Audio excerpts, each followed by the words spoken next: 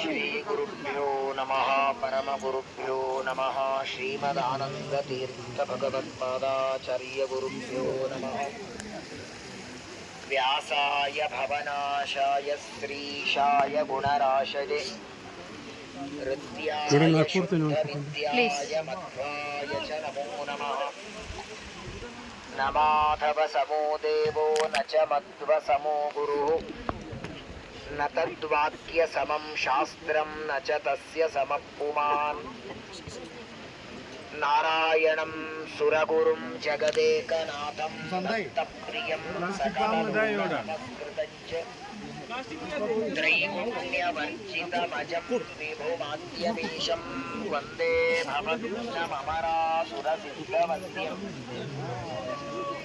ಅಭ್ರಮಂ ಭಂಗರಹಿತಂ ಅಜಡಂ ವಿಮಲಂ ಸದಾ ಆನಂದತೀರ್ಥಮತುಲಂ ಭಜೆ ತಾಪತ್ರಯಾಪಹಂ ಯಸ್ಯ ವಾಕ್ ಕಾಮಧೇನುರ್ನಃ ಕಾಮಿತಾರ್ಥಾನ್ ಪ್ರಯಚ್ಛತಿ ಸೇವೇತಂ ಜಯಯೋಗೀಂದ್ರಂ ಕಾಮಬಾಣಚ್ಛಿದಂ ಸದಾ ಸತ್ಯಾಭಿಜ್ಞಕರಾಬ್ಜೋತ್ತಾನ್ ಪಂಚಾಶದ್ವರ್ಷಪೂಜಕಾನ್ ಸತ್ಯಪ್ರಮೋದತೀರ್ಥಾರ್ಯಾನ್ ನೌಮಿನ್ಯಾಯಸುಧಾರತಾನ್ ಶಾಸ್ತ್ರೇಷು ಪಾರದೃಶ್ವಾನಂ ಶಾಸ್ತ್ರಜ್ಞೇಷು ಚ ವತ್ಸಲಂ ದೀನಭಕ್ತೋದ್ಧಾರಕರಂ ಸತ್ಯಾತ್ಮಾನಂ ಗುರುಂ ಭಜೆ ಆಪಾದಮೌಲಿಪರ್ಯಂತಂ ಗುರುಣಾಮಾಕೃತಿಂ ಸ್ಮರೇತೇನ ವಿಘ್ನಾಃ ಪ್ರಣಶ್ಯಂತಿ ಸಿದ್ಧ್ಯಂತಿ ಚ ಮನೋರಥಾಃ. ಶ್ರೀ ಗುರುಭ್ಯೋ ನಮಃ. ಇವತ್ತು ಪರಮ ಪಾವನವಾದ ಅತ್ಯಂತ ಶ್ರೇಷ್ಠವಾದ ಅನಂತ ಗುಣ ಪರಿಪೂರ್ಣನಾದ ಪರಮಾತ್ಮನ ಪರಮ ಸನ್ನಿಧಾನವಾದ ಮುಕ್ತಿನಾಥ ಭಗವಂತನ ಸನ್ನಿಧಾನದಲ್ಲಿ ನಾವೆಲ್ಲರೂ ಉಪಸ್ಥಿತರಿದ್ದೇವೆ. 84 ಲಕ್ಷ ಯೋನಿಯಲ್ಲಿ ಮಾನವ ಜನ್ಮ ಒಂದು ಬಾರಿ ಬರುತ್ತೆ. ಗಿಡ, ಗಂಟಿ, ಸೊಳ್ಳೆ, ಮೊಸಳೆ, ಮೀನು, ಹಂದಿ, ನಾಯಿ, ಯಾವ ಜನ್ಮದಲ್ಲಿ ಊಟ, ನಿದ್ದೆ, ಹರಟೆ ಇದೆ. ದೇವರನ್ನ ತಿಳಿದುಕೊಳ್ಳುವುದಕ್ಕೆ, ಭಗವಂತನ ಜ್ಞಾನ ಮಾಡಿಕೊಳ್ಳುವುದಕ್ಕೆ ಮಾನವ ಜನ್ಮ ಹೊರತಾಗಿ ಇನ್ನೊಂದಿಲ್ಲ. ಸೊಳ್ಳೆಗೆ, ನಾಯಿಗೆ, ಹಂದಿಗೆ ಪ್ರವಚನ ಹೇಳ್ತೇನೆ ಬಾ ಅಂದ್ರೆ ಬರೆಯತ್ತ ಅದು ಜ್ಞಾನ ಇದೆಯಾ ಅದಕ್ಕೆ? ಇಷ್ಟು ಅಪರೂಪದ ಮಾನವ ಜನ್ಮ ಕೊಡೋದಲ್ಲ, ನಮಗ ಬೇಕಾಗುವ ಎಲ್ಲ ವಸ್ತುಗಳನ್ನ ದೇವರು ಒದಗಿಸಿದ್ದಾನೆ. ಸ್ನಾನ ಮಾಡುವಾಗ ಒಂದೇ ಪಂಚ ನಿಮ್ಮ ಹತ್ರ ಇತ್ತು, ಇನ್ನೊಂದು ಪಂಚ ಇರಲಿಲ್ಲ, ಇನ್ನೊಬ್ಬರಿಂದ ಪಂಚ ತಗೊಳ್ತೀರಿ. ಆ ಪಂಚ ಅವರು ಸ್ನಾನ ಕೊಟ್ಟಿರ್ತಾರೆ, ಆ ಕಡೆ ಕೊಡಲ್ಲ ನಿಮಗೆ. ನೀವೇ ಇಟ್ಕೊಳ್ರಿ ಅಂತ ಕೊಡಲ್ಲ, ಸ್ನಾನಕ್ಕೆ ಮಾತ್ರ ಕೊಟ್ಟಿರ್ತಾರೆ. ಅಷ್ಟು ಕೊಟ್ಟದಾಗ ಎಷ್ಟು ಸಲ ಟ್ಯಾಂಕ್ಸ್ ಹೇಳ್ತೀರ ಅವರಿಗೆ? ಸ್ನಾನ ಮಾಡಿ ಒರೆಸಿಕೊಂಡು ಆ ಪಂಚ ತಿರುಗಿ ಅವ್ರಿಗೆ ಕೊಟ್ರೇನೆ ಸ್ನಾನಕ್ಕೆ ಪಂಚ ಕೊಟ್ರಿ ಅಂತ 16 ಬಾರಿ ಟ್ಯಾಂಕ್ಸ್ ಹೇಳೋದಾದರೆ, ಇಷ್ಟು ಬೆಲೆ ಬಾಳುವ ಶರೀರ ಕೊಟ್ಟ ದೇವರಿಗೆ ಎಷ್ಟು ಸಲ ಟ್ಯಾಂಕ್ಸ್ ಹೇಳ್ಬೇಕು ಹೇಳಿ? ಬೆಲೆನೆ ಕಟ್ಟೋದಕ್ಕೆ ಸಾಧ್ಯವಿಲ್ಲ. ದೇವರು ಕೊಟ್ಟ ದೊಡ್ಡ ಆಸ್ತಿ. ತಲೆಯಿಂದ ಪಾದದವರೆಗೆ ನಮ್ಮ ಶರೀರದಲ್ಲಿರುವ ಎಲ್ಲ ನರ ನಾಡಿಗಳನ್ನ, ಒಬ್ಬ ಮನುಷ್ಯನ ದೇಹದಲ್ಲಿದ್ದ ನರಗಳನ್ನ ಹೊರಗೆ ತೆಗೆದರೆ ಇಡೀ ಪೃಥ್ವಿಗೆ 3 ಪ್ರದಕ್ಷಿಣೆ ಹಾಕಬಹುದು. ಏನ್ ಭಗವಂತನ ಕಾರುಣ್ಯ! ಎಷ್ಟು ಬೇಕು ಅಷ್ಟು ರಕ್ತ, ಮಾಂಸ, ಮಜ್ಜ, ಅಸ್ಥಿ, ಮೇಧಸ್ಸು, 3.5 ಕೋಟಿ ಕೂದಲುಗಳನ್ನ ನಮ್ಮ ಶರೀರದಲ್ಲಿ ಇಟ್ಟು 24x7 ಒಳಗಿದ್ದು ರಕ್ಷಣೆ ಮಾಡುವಂತಹ ಭಗವಂತ ಸಹಾಯಾತಿ ಪುರೋ ಯಾತಿ ಪುರ ಪ್ರೇರಯತೆ ಹರಿಹಿ ಅಂತಹ ಅಪರೂಪದ ಮಾನವ ಜನ್ಮ ಕೊಟ್ಟು, ಸಾಧನ ಶರೀರ ಕೊಟ್ಟು ನಮ್ಮನ್ನ ಇಲ್ಲಿಗೆ ದೇವರು ಕಳಿಸಿದ್ದಾನೆ. ಇವತ್ತು ನಾವೆಲ್ಲರೂ ಕೂತದ್ದು ಮುಕ್ತಿನಾಥನ ಸನ್ನಿಧಾನದಲ್ಲಿ ದರ್ಶನ ಮಾಡಿಕೊಂಡು ಬಂದಿದ್ದೀರಿ. ಆ ಮುಕ್ತಿನಾಥನ ಪ್ರತಿಮೆ ಅದು ಯಾರೋ ಒಬ್ಬ ವ್ಯಕ್ತಿ ಕಲ್ಲಿನಿಂದ ಮಾಡಿಟ್ಟ ಪ್ರತಿಮೆ ಅಲ್ಲ. ಸಾಮಾನ್ಯವಾಗಿ ದೇವಸ್ಥಾನಗಳಲ್ಲಿ ಪ್ರತಿಮೆ 2 ತರ ಇರುತ್ತೆ. ಕಲ್ಲಿನಿಂದ ಒಬ್ಬ ವ್ಯಕ್ತಿ ಕಟ್ಟುದು, ಅದರಲ್ಲಿ ಜ್ಞಾನಿಗಳು ಸನ್ನಿಧಾನವನ್ನ ತಂದು ಆವಾಹನೆ ಮಾಡಿರ್ತಾರೆ. ಇದೇ ನೇಪಾಳದ ಕಲ್ಲಿನೊಳಗೇನೆ ಶ್ರೀರಾಮನ ಪ್ರತಿಮೆ ಮಾಡಿ ಅಯೋಧ್ಯೆಯಲ್ಲಿ ಸ್ಥಾಪನೆ ಮಾಡಿದ್ದಾರೆ. ಉಡುಪಿಯಲ್ಲಿ ಸ್ಥಾಪನೆ ಮಾಡಿದ್ದು, ಆದ್ರೆ ಕಟ್ಟದದ್ದಲ್ಲ, ಅದು ಉಡುಪಿಯಿಂದ ಬಂದದ್ದು, ದ್ವಾರಕೆಯಿಂದ ಬಂದದ್ದು. ದ್ವಾರಕೆಯಲ್ಲಿರುವ ಕೃಷ್ಣನ ಪ್ರತಿಮೆ ಅವನ ಮೊಮ್ಮಗ ಮಾಡಿದ್ದು, ತಿರುಪತಿಯಲ್ಲಿದ್ದದ್ದು ಯಾರು ಮಾಡಿದ್ದಲ್ಲ. ಹಾಗೆ ಪರಮಾತ್ಮ ಶಾಲಿಗ್ರಾಮದ ರೂಪದಲ್ಲಿ ಈ ಕ್ಷೇತ್ರದಲ್ಲಿ ಇದ್ದಾನೆ. ಈ ಕ್ಷೇತ್ರಕ್ಕೆ ಶಾಲಿಗ್ರಾಮ ಕ್ಷೇತ್ರ ಅಂತ ಕರೀತಾರೆ. ಶ್ರೀಮದ್ ಭಾಗವತದ 5ನೇ ಸ್ಕಂದದಲ್ಲಿ ಈ ಕ್ಷೇತ್ರದ ಬಗ್ಗೆ ತುಂಬಾ ವರ್ಣನೆ ಬರ್ತದೆ. ಇದಕ್ಕೆ ಪುಲಹಾಶ್ರಮ ಅಂತ ಕರೀತಾರೆ. ರಾಮಾಯಣ ಬರೆದ ವಾಲ್ಮೀಕಿ ಋಷಿಗಳು ತಮ್ಮ ಆಯುಷ್ಯದ ಅನೇಕ ವರ್ಷ ಕಳೆದದ್ದು ಇಲ್ಲೇನೆ. ಹಾಗಾಗಿ ಇದನ್ನ ಒಂದು ರೀತಿಯಲ್ಲಿ ವಾಲ್ಮೀಕಾಶ್ರಮ ಅಂತೂ ಇದನ್ನ ಕರೀತಾರೆ. ವಾಲ್ಮೀಕಿ ಋಷಿಗಳಿಗೆ ರಾಮಾಯಣ ಬರೆಯುವ ಆ ಬುದ್ಧಿ ಬಂದಂತೆ ಈ ತೀರ್ಥಗಳ ಸ್ನಾನ ಮಾಡಿದ್ದಾರೆ. ಒಂದು ಬಾರಿ ಬ್ರಹ್ಮದೇವರಿಗೆ ಒಂದು ಮಾತು ಹೇಳ್ತಾರೆ. ಬ್ರಹ್ಮದೇವರು ಕೇಳಿದ್ರಂತೆ, ನಿನ್ನ ಆರಾಧನೆ ನಿನ್ನ ಪೂಜೆ ಎಲ್ಲಿ ಮಾಡಬೇಕು? ನೀನಿರೋದು ಸರ್ವತ್ರ ಇದ್ದಿ. ಯಚ್ಚ ಕಿಂಚಿತ್ ಜಗತ್ ಸರ್ವಂ ದೃಶ್ಯತೆ ಶ್ರೂಯತೆ ಪಿವ ಅಂತರ್ಬಹಿಶ್ಚ ತತ್ಸರ್ವಂ ವ್ಯಾಪ್ಯ ನಾರಾಯಣ ಸ್ಥಿತ. ನೀನೆಲ್ಲಾ ಕಡೆಗಿದ್ದಿ, ಗಿಡದಲ್ಲಿ, ಎಲೆಯಲ್ಲಿ, ಹೂವಿನಲ್ಲಿ, ಹಣ್ಣಿನೊಳಗೆ ಎಲ್ಲ ಕಡೆಗೆ ವ್ಯಾಪ್ತನಾಗಿದ್ದೆ. ಆದರೂ ನಿನ್ನನ್ನ ಎಲ್ಲಿ ಆರಾಧನೆ ಮಾಡಬೇಕು ಅಂತ ಕೇಳಿದ್ದಕ್ಕೆ ಪರಮಾತ್ಮ ಬ್ರಹ್ಮದೇವರಿಗೆ ಒಂದು ಮಾತು ಹೇಳ್ತಾನೆ. ನೀನೇ ಒಂದು ಹುಳವಾಗಿ ಶಾಲಿಗ್ರಾಮದ ರೂಪದಲ್ಲಿ ನನ್ನ ಆರಾಧನೆ ಮಾಡುವುದಕ್ಕೆ ನೀನು ಜನರಿಗೆ ಅನುಕೂಲ ಮಾಡುವಂತ ಚತುರ್ಮುಖ ಬ್ರಹ್ಮದೇವರಿಗೆ ದೇವರಾಜ್ಞೆ ಮಾಡ್ತಾನೆ. ಬ್ರಹ್ಮದೇವರು ವಜ್ರಕೀಟ ಅನ್ನೋ ಹುಳ ಅಂತ, ಹುಳದ ಹೆಸರೇ ವಜ್ರಕೀಟ.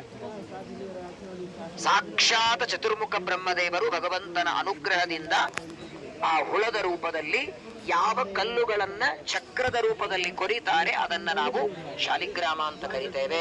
ಶಾಲಿಗ್ರಾಮದಲ್ಲಿ ದೇವರ ಆವಾಹನೆ ಮಾಡೋದಿಲ್ಲ. ಶಾಲಿಗ್ರಾಮ ಶಿಲಾಯಂತು ನಿತ್ಯಂ ಸನ್ನಿಹಿತೋ ಹರಿಹಿ. ಹಾಗೆ ಪರಮಾತ್ಮ ಶಾಲಿಗ್ರಾಮವನ್ನ ಮನೆಯಲ್ಲಿ ಇಟ್ಕೊಂಡು ಪೂಜೆ ಮಾಡ್ತೀವಿ. ಶಾಲಿಗ್ರಾಮಕ್ಕೆಲ್ಲ ನಿಯಮ ಇದೆ. ಮನೆಯಲ್ಲಿ ಇಟ್ಕೊಳ್ಳೋ ಶಾಲಿಗ್ರಾಮ ಒಂದು ಮುಷ್ಟಿಯಲ್ಲಿ ಹಿಡಿಯುವಂತದಿರಬೇಕು. ಮುಷ್ಟಿಗಿಂತಲೂ ದೊಡ್ಡದಿದ್ರೆ ಅದಕ್ಕೆ ಪೂಜೆ, ಅದಕ್ಕೆ ನೈವೇದ್ಯ, ಅದಕ್ಕೆ ಆರತಿಗಳೆಲ್ಲ ವ್ಯತ್ಯಾಸ ಇದೆ. ದೇವರು ಬ್ರಹ್ಮದೇವರಿಗೆ ಒಂದು ಮಾತನ್ನ ಹೇಳಿ, ಸಾಧನೆಗಾಗಿ ಜೀವರಾಶಿಗಳು ಇಲ್ಲಿ ಬಂದು ತಮ್ಮ ಸಾಧನೆಯನ್ನ ಮಾಡಿಕೊಳ್ಳೋದಕ್ಕೆ ಇದೇ ಶಾಲಿಗ್ರಾಮದ ರೂಪದಲ್ಲಿ ನಾನಿಲ್ಲಿ ಸನ್ನಿಹಿತನಾಗ್ತೇನೆ ಅಂತ ಪರಮಾತ್ಮ. ಇದು ಯಾವುದೋ ಕಲ್ಲಿನಿಂದಲ್ಲ, ಶಾಲಿಗ್ರಾಮ ಶೀಲಾ. ಅದು ಮೇಲ್ಗಡೆ ನಿಮ್ಗೆ ಕವಚ ಹಾಕಿದ್ದಕ್ಕೆ ದರ್ಶನ ಆಗ್ತಾ ಇಲ್ಲ. ದೇವರ 5 ರೂಪಗಳಿದೆ.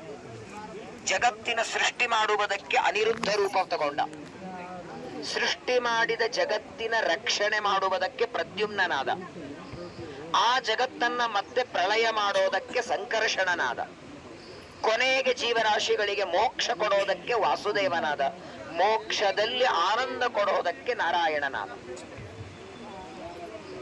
5 ರೂಪ ದೇವರದೆಷ್ಟು ಕ್ರಮವಾಗಿ ತಗೊಂಡಿದ್ದ. ಮೊದಲು ಸೃಷ್ಟಿಕರ್ತ, ಸೃಷ್ಟಿ ಮಾಡಿದ ಮೇಲೆ ಸ್ಥಿತಿ, ಸ್ಥಿತಿಯಾದ ಮೇಲೆ ಲಯ, ಲಯ ಆದ ಮೇಲೆ ಮೋಕ್ಷ, ಮೋಕ್ಷದ ನಂತರದಲ್ಲಿ ನಾರಾಯಣ. ಇಡೀ ಪ್ರಪಂಚ ವರ್ಲ್ಡ್ ತಿರುಗಾಡ್ಕೊಂಡ್ ಬನ್ನಿ, ಒಬ್ಬ ದಡ್ಡ ಇರ್ಲಿ ಶ್ರೀಮಂತ ಇರ್ಲಿ ಎಲ್ಲರ ಅಪೇಕ್ಷೆ ಪಡೋದೊಂದೇ, ಇರುವಷ್ಟು ಕಾಲ ಸುಖವಾಗಿರ್ಬೇಕು. ಚಪ್ಪಲಿ ಹೊಲನೆ ಹೋಗಿ ಕೇಳ್ರಿ, ಒಬ್ಬ ಕೋಟ್ಯಾಧೀಶ ಕೇಳ್ರಿ, ಏನ್ ಬೇಡಲ್ಲ, ಆರೋಗ್ಯವಾಗಿರ್ಬೇಕು, ಸುಖವಾಗಿರ್ಬೇಕು ಅಂತ. ಅದನ್ನ ಕೊಡೋದಕ್ಕಾಗಿ ಪರಮಾತ್ಮ ಎಲ್ಲ ಕಡೆಗೆ ನೋಡಿ, ದೇವರಿಗೆ ಬೇರೆ ಬೇರೆ ಹೆಸರಿದೆ. ತಿರುಪತಿಯಲ್ಲಿ ಶ್ರೀನಿವಾಸ ಅಂತೀವಿ, ಉಡುಪಿಯೊಳಗೆ ಕೃಷ್ಣ ಅಂತೀವಿ.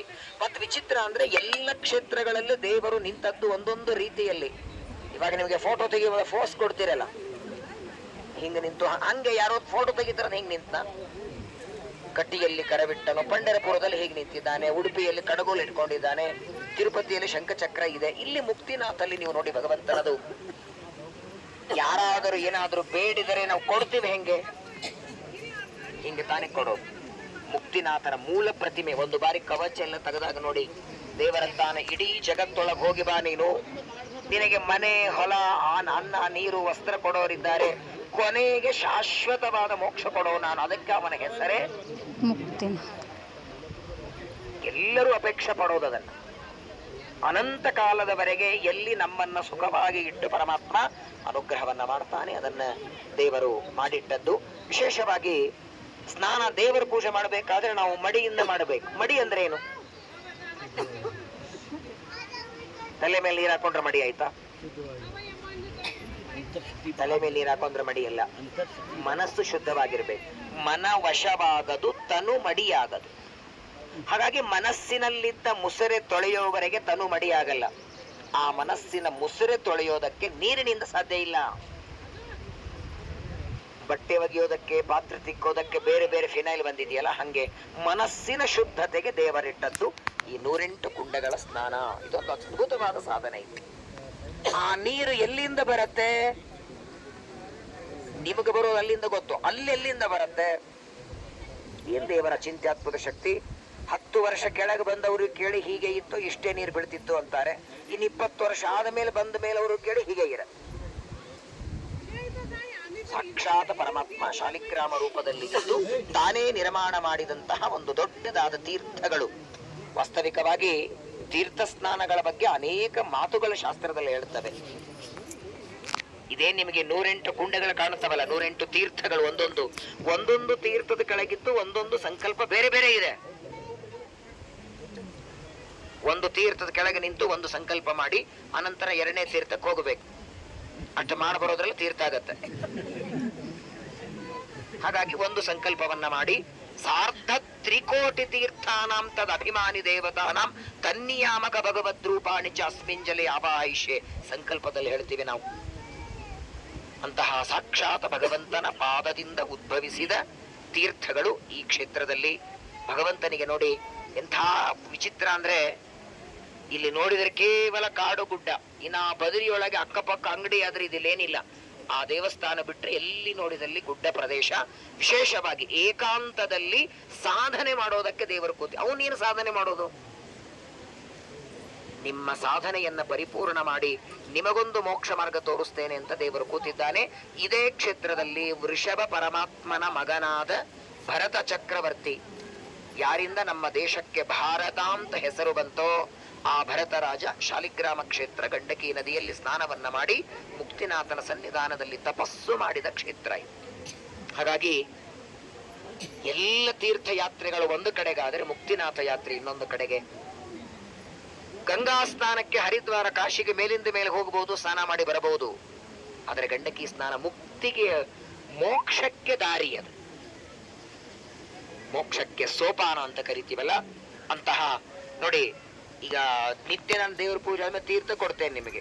ಏನ್ ಅಭಿಷೇಕ ಮಾಡಿ ತೀರ್ಥ? ಅದು ಶಾಲಿಗ್ರಾಮದ ಮೇಲೆ ಹಾಕಿದ್ದು ತೀರ್ಥ. ಶಾಲಿಗ್ರಾಮವೇ ಯಾವ ನದಿಯಲ್ಲಿ ಇರುತ್ತೆ ಆ ನದಿ ಎಷ್ಟು ತೀರ್ಥ ಅನ್ಬೇಕು ಹೇಳಿ. ಅದನ್ನ ಒಂದು ಶಾಲಿಗ್ರಾಮಕ್ಕೆ ನಾನು ಅಭಿಷೇಕ ಮಾಡಿದ್ದನ್ನ ನಾನು ತೀರ್ಥ ಅಂತ ಕೊಡಬೇಕು. ಶಾಲಿಗ್ರಾಮ ಹುಟ್ಟುವ ಸಾವಿರಾರು ಲಕ್ಷ ಲಕ್ಷ ಶಾಲಿಗ್ರಾಮಗಳು ಇರುವ ಆ ನದಿಗೆ ಅದಕ್ಕಿಂತ ಪವಿತ್ರ ಇನ್ನೊಂದಿದೆಯಾ? ಯಾಕೆ ಎಲ್ಲಾ ನದಿಗಳಲ್ಲಿ ಗಂಡಕಿ ನದಿಗೆ ಎಷ್ಟು ಪ್ರಾಶಸ್ತ್ಯ? ಗಂಗಾ ನದಿ ದೇವರ ಪಾದದಿಂದ ಉದ್ಭವಿಸಿದ್ದು, ವಿಷ್ಣು ಪಾದೋದ್ಭವ ಗಂಗಾ. ಆದರೆ ದೇವರೇ ಒಳಗಿದ್ದು ಸನ್ನಿಹಿತನಾಗಿ ತಾನು ಕೊಟ್ಟಂತಹ ಒಂದು ದೊಡ್ಡ ಕ್ಷೇತ್ರ ಅದು ಗಂಡಕಿ ನದಿ. ಇದಕ್ಕೆ ಪುಲಹಾಶ್ರಮ ಅಂತ ಒಂದು ಹೆಸರಿದೆ. ವಾಸ್ತವಿಕವಾಗಿ ಶಾಸ್ತ್ರ ಹೇಳೋ ಪ್ರಕಾರ ಗಂಡಕಿ ಸ್ನಾನವನ್ನ ಕನಿಷ್ಠ 3 ಬಾರಿ ಆದ್ರೂ ಒಂದು ದಿನದಲ್ಲಿ ಮಾಡ್ಬೇಕ. ಭಾಗವತ ಹೇಳುತ್ತೆ ಪ್ರಾತಃ ಕಾಲ, ಮಧ್ಯಾಹ್ನ, ಸಾಯಂಕಾಲ 3 ಹೊತ್ತು ಸ್ನಾನವನ್ನ ಮಾಡಿ ಕನಿಷ್ಠ 3 ದಿನ ಆದರೂ ಈ ಕ್ಷೇತ್ರದಲ್ಲಿದ್ದು ನೋಡಿ. ಯಾವುದೇ ಯಾತ್ರೆಗೆ ಹೋದ್ರೆ ಅಲ್ಲಿಂದ ಒಂದು ನಿಯಮ ಇದೆ. ತಿರುಪತಿ ಯಾತ್ರೆಗೆ ಹೋದರೆ ಎಷ್ಟು ದಿನ ಇರಬೇಕು, ಯಾವ ಕ್ಷೇತ್ರಕ್ಕೆ ಹೋದರೂ ಒಂದೇ ದಿನ ಯಾತ್ರೆ ಮಾಡ್ಕೊಂಡು ಬರಬಾರದು. ಬೆಳಗ್ಗೆ 6 ಗಂಟೆಗೆ ಬೆಂಗಳೂರು ಬಿಟ್ಟು 11 ಗಂಟೆಗೆ ತಿರುಪತಿಗೆ ಸೇರಿ 11:30 ಉತ್ತರಾದ ಮಠದಲ್ಲಿ ಊಟ ಮಾಡಿ 3 ಗಂಟೆಗೆ ದರ್ಶನ ಮಾಡ್ಕೊಂಡು 6 ಗಂಟೆಗೆ ಬಿಟ್ಟು 12 ಗಂಟೆಗೆ ಮತ್ತೆ ಬೆಂಗಳೂರು ಅಲ್ಲ. ನಿಮ್ ಮಗಳ ಮನೆಗೆ ಹೋದ್ರೆ ಒಂದಿನದಲ್ಲಿ ಬರ್ತೀರಾ? ದೇವರ ಯಾತ್ರೆಗೆ ಹೋದಾಗ, ಭಗವಂತನ ಹತ್ರ ಹೋದಾಗ ಕನಿಷ್ಠ 3 ರಾತ್ರಿ ಆದ್ರೆ ಇರಬೇಕಲ್ಲಿ. ಅದಕ್ಕೆ ಅಧಿವಾಸ ಅಂತ ಕರೀತಾರೆ. ಹಾಗಾಗಿ ಈ ಕ್ಷೇತ್ರಕ್ಕೆ ವಿಶೇಷವಾಗಿ ನೋಡಿ ಬಿಡುಗಡೆ ಆಗ್ಬೇಕಾಗಿದೆ ನಮಗೆ. ಪುನರಪಿ ಜನನಂ ಪುನರಪಿ ಮರಣಂ ಪುನರಪಿ ಜನನಿ ಜಠರೇ ಶಯನಂ. ಅದೆಷ್ಟು ಬಾರಿ ತಾಯಿಯ ಗರ್ಭದಲ್ಲಿ ಬಂದಿದ್ದೇವೆ, 100 ಬಾರಿ. ಎಮ್ಮೆ, ಹಂದಿ, ನಾರಿ, ಸೊಳ್ಳೆ, ಮೊಸಳೆ, ಮೀನು ಅದೆಲ್ಲವನ್ನ ದಾಟಿ ಇವಾಗ ಮಾನವ ಜನ್ಮದಲ್ಲಿ ಬಂದೇವೆ. ಮತ್ತೆ ಆ ಗರ್ಭವಾಸಕ್ಕೆ ಹೋಗಬಾರದು, ಉದ್ಧಾರ ಮಾಡಿ ಮೋಕ್ಷ ಕೊಡು ಅಂತ ಬೇಡಬೇಕು. ಅದಕ್ಕಾಗಿ ಪರಮಾತ್ಮನನ್ನ ನಾವು ಪ್ರಾರ್ಥನೆ ಮಾಡಬೇಕಾದದ್ದು 2 ಇದೆ. ಮೋಕ್ಷ ಕೊಡೋದಕ್ಕಾಗಿ ಇದ್ದದ್ದರಿಂದ ಇವನನ್ನ ಮುಕ್ತಿನಾಥ ಅಂತ ಕರೆದರೆ, ನಮ್ಮೆಲ್ಲರ ಆಯುಷ್ಯದ ಚಕ್ರ ಒಬ್ಬನ ಕೈಯಲ್ಲಿ ಇಟ್ಕೊಂಡು ಕೂತಿದ್ದಾನೆ. ಎಲ್ಲರ ಆಯುಷ್ಯವ ಶುಂಶುಮಾರ ದೇವ ಸಲ್ಲೀಲೆಯಿಂದಲೇ ತೊಲಗಿಸುವ ವಲ್ಲೇ ನಾನೀವರ ನಿತ್ಯ ಮುತ್ತೈದೆ ಎಂದು ಬಲ್ಲವರು ಎನ್ನ ಕರೆಯುವ ವಾದಿರಾಜರಂತಾರೆ. ನಾವೇನು ತಿಥಿ, ವಾರ, ನಕ್ಷತ್ರ, ಯೋಗ, ಕರಣ, ಸಂವತ್ಸರ, ಅಯನ, ಮಾಸ, ಪಕ್ಷ, ಋತು ಏನೇನು ಹೇಳ್ತೇವೆ ಇದಕ್ಕೆಲ್ಲ ಕಂಟ್ರೋಲ್ ಮಾಡೋರ್ ಮೇಲೆ ಕೂತಿದ್ದ. ನಿನ್ನೆ ಯಾರೋ ಕೇಳ್ತಿದ್ರು, ಪೋಖ್ರಾದಿಂದ ಇಲ್ಲಿಗೆ ಬಂದದ್ದು ಗೊತ್ತೇ ಆಗ್ಲಿಲ್ಲ ನಮಗೆ, ಅತಿ ಸರಳವಾಗಿ ಬಂದದ್ದು ಎದುರಲ್ಲಿ ಸ್ಕಾರ್ಪಿಯೋ, ಅದೇನು ಹೇಳಿ ಚೇಳುತ್ತಾನೆ. ಶುಂಶುಮಾರ ಯಾರು? ಚೇಳಿನ ಆಕಾರದಲ್ಲೇನೆ ಸ್ಕಾರ್ಪಿಯೋ ಅದರಲ್ಲಿ ಬಂದದ್ದಕ್ಕೆ ಆ ಶಿಂಶುಮಾನ ಪರಮಾತ್ಮ ನಿಮಗೇನೂ ತೊಂದರೆಯಾಗದೇ ಇದ್ದಾಗೆ ತಂದು ನಿಲ್ಲಿಸ್ಬಿಟ್ಟಿದ್ದಾನೆ. ಎಷ್ಟು ಕಾರುಣ್ಯ ದೇವರದು, ಹೇಗೆ ಕರ್ಕೊಂಡು ಬರ್ತಾನೆ, ಯಾವ ರೀತಿ. ಅನೇಕ ಜನ ನಾವು ನೇಪಾಳಕ್ಕೆ ಬಂದಿವೆ ಅಂತ ಅನಿಸಿಲ್ಲ, ಮಧ್ಯದಲ್ಲಿ 2-3 ಕಡೆ ನಿಂತ್ಕೊಂಡು ಬಂದಿವಿ. ಇದು ದೊಡ್ಡ ಕಾರಣವೇ ಅದು. ಸಹ ಯಾತಿ ಪುರೋ ಯಾತಿ ಪುರ ಪ್ರೇರಯತೆ ಹರಿ. ಎಷ್ಟು ಕಾರುಣ್ಯ ದೇವರದು, ಎಷ್ಟು ಮಾಡ್ತಾನೆ. ಈಗ ಒಂದು ಭರವಸೆ ಇದೆ, ನಾವಿಲ್ಲಿಂದ ಹೋದ ಕ್ಷಣ ಅಡಿಗೆ ರೆಡಿ ಇರುತ್ತೆ ಊಟಕ್ಕೆ ಅಂತಲ್ವಾ? ಯಾಕೆ ಹೇಳಿ? ಅಡಿಗೆಯವರೇ ನಾವು ಮಾಡು ಅಂತ ಹೇಳಿದ್ದೇವೆ. ಆದರೆ ಇವತ್ತೊಂದಿನದ್ದಲ್ಲ, ತಾಯಿಯ ಗರ್ಭದಿಂದ ಬಂದು ನಾವು ದೇಹ ಬಿಡೋವರೆಗೆ ಕ್ಷಣ ಕ್ಷಣದಲ್ಲಿ ನಮ್ಮ ಆರೋಗ್ಯ, ನಮ್ಮ ಆಯುಷ್ಯ, ನಮಗೆ ಮುಂದೆ ಬೇಕಾದದ್ದನ್ನೆಲ್ಲ ಮೊದಲೇ ಆಲೋಚನೆ ಮಾಡಿ, ಮೊದಲೇ ಫಿಕ್ಸ್ ಮಾಡಿ ಎಲ್ಲ ದೇವರಿಟ್ಟಿರ್ತ. ಇವತ್ತು ಮಧ್ಯಾಹ್ನ ಊಟಕ್ಕೆ ಏನ್ ಮಾಡಬೇಕು ಅಂತ ನಾವು ಡಿಸೈಡ್ ಮಾಡೋದು ಒಂದು ಅರ್ಧ ಗಂಟೆ ಮೊದಲು. ವೈಶಾಖ ಮಾಸ, ಕೃಷ್ಣ ಪಕ್ಷ, ಸಪ್ತಮಿ ತಿಥಿ, ಶ್ರವಣ ನಕ್ಷತ್ರ, ಇವತ್ತು ಸೋಮವಾರ. ಮುಕ್ತಿನಾಥೊಳಗೆ 1:30-2 ಗಂಟೆಗೆ ನೀವೇನ್ ತಿನ್ಬೇಕನ್ನೋದು ತಾಯಿಯ ಗರ್ಭದಿಂದ ಬರುವ ದಿವಸ ಇವತ್ತಿನ ಅನ್ನ ಡಿಸೈಡ್ ಮಾಡಿಟ್ಟಿದ್ದಾನೆ ದೇವರು. ಇವತ್ತು ನೀವು ಪಾಯಸ ತಿನ್ಬೇಕು, ಚಕ್ಲಿ ತಿನ್ಬೇಕು, ಬಾಸ್ಮತಿ ಅಕ್ಕಿ ತಿನ್ಬೇಕು, ರೇಷನ್ ಅಕ್ಕಿ, ಎಲ್ಲ ಡಿಸೈಡ್ ಇದೆ. ಯಾವ ಬಟ್ಟೆ, ಯಾವ ಕಲರು. ಇವ್ರು ಹೇಳಿದ ಗ್ರೀನ್ ಅಂತ ಇವಾಗ, ಆ ಗ್ರೀನ್ ಅವತ್ತೇ ಡಿಸೈಡ್ ಆಗಿದೆ. ಶ್ರೀಮದಾಚಾರ್ಯ ಒಂದೇ ಮಾತು ಹೇಳ್ತಾರೆ, ಸಹಿ ಸರ್ವ ಮನೋವೃತ್ತಿ ಪ್ರೇರಕ ಸಮುದಾರತಃ. 8, 10, 15, 20 ಜನರನ್ನ ಮೇಂಟೈನ್ ಮಾಡ್ಲಿಕ್ಕಾಗಲ್ಲ. ಅನಂತ ಜೀವರು ಹೆಂಗ್ ಮೇಂಟೈನ್ ಮಾಡ್ತಾನೆ? ಯಾರಿಗೆ ಇವತ್ತು ಆಹಾರದ ಕೊರತೆಯಿಂದ ಯಾರು ಸತ್ತಿದ್ದಾರೆ ಹೇಳಿ? ನೀವೆಲ್ಲ ಮನೆಗೆ ಬಂದವರಿಗೆಲ್ಲ ಊಟಕ್ಕೆ ಹಾಕ್ತೀರಿ. ನೀರಿನಲ್ಲಿದ್ದ ಮೊಸಳೆ ಮೀನುಗಳಿಗೆ ಆಹಾರ ಕೊಟ್ಟವರು ಯಾರು? ಅಡವಿಯಲ್ಲಿದ್ದ ಪ್ರಾಣಿ ಪಕ್ಷಿಗಳಿಗೆ ಆಹಾರ ಕೊಟ್ಟವರು ಯಾರು? ಒಂದು ಬಾರಿ ಕೃಷ್ಣ ಊಟಕ್ಕೆ ಕೂತಿದ್ದ, ಪರಿಶೇಚನ ಮಾಡಿ ಚಿತ್ರಾವತಿ ಇಟ್ಟು, ಇನ್ನೇನು ಕೃಷ್ಣ ಆಪೋಷಣ ತಗೊಳ್ಬೇಕು, ರುಕ್ಮಿಣಿ ಬಡಿಸ್ತಾ ಇದ್ಲಂತೆ ದ್ವಾರಕೆಯಲ್ಲಿ. ಆಪೋಷಣ ತಗೊಳ್ಬೇಕು, ಎದ್ದು ಬಿಟ್ಟ ಅಂತ ಕೃಷ್ಣ. ರುಕ್ಮಿಣಿಗೆ ಆಶ್ಚರ್ಯ, ಏನಾದ್ರ ಮೈಲಿಗೆ ಆಯ್ತಾ, ಏನಾಯ್ತು, ಯಾಕೆ ಎದ್ದ ಊಟ ಬಿಟ್ಟು? ಕೇಳಿದ್ಲಂತೆ ಕೃಷ್ಣನಿಗೆ ರುಕ್ಮಿಣಿ ಯಾಕೆ ಎದ್ದದ್ದು ಅಂತ. ಕೃಷ್ಣ ಹೇಳ್ತಾನೆ, ಅಲ್ಲಿ ಗೋಡೆ ಮೇಲೆ ಒಂದು ಇರುವೆ ಬೆಳಗ್ಗಿಂದ ಸಕ್ಕರೆ ಇಲ್ಲದೆ ಒದ್ದಾಡ್ತಿದೆ, ಅದಕ್ಕೆ ಸ್ವಲ್ಪ ಸಕ್ಕರೆ ಹಾಕ್ಬಿಟ್ಟು ಆಮೇಲೆ ನಾವು ಊಟಕ್ಕೆ ಕೊಡ್ತೇನೆ. ನಾವು ಅಕಸ್ಮಾತ್ ಸಕ್ಕರೆ ಬಿದ್ದರೆ ತೆಗಿ ಇರುವೆ ಆಗತ್ತೆ ಅನ್ನೋರು ನಾವು.